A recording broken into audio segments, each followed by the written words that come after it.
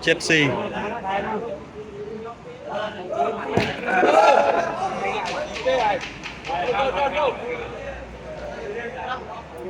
mong đá cho tới cái váy bù ra đi tay cả sao ta cái vai bị cài trái chạy nghe đúng không nè vai sọc vai trời lo đấy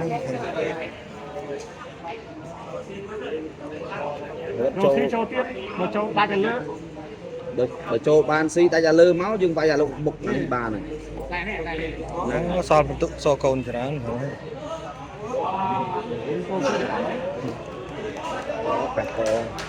bay vá này bay thôi cô chân bay vào có bay không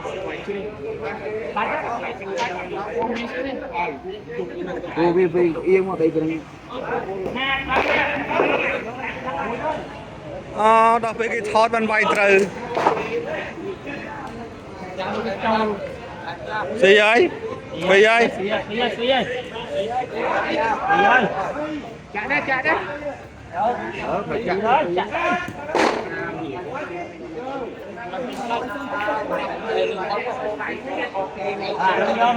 vì ơi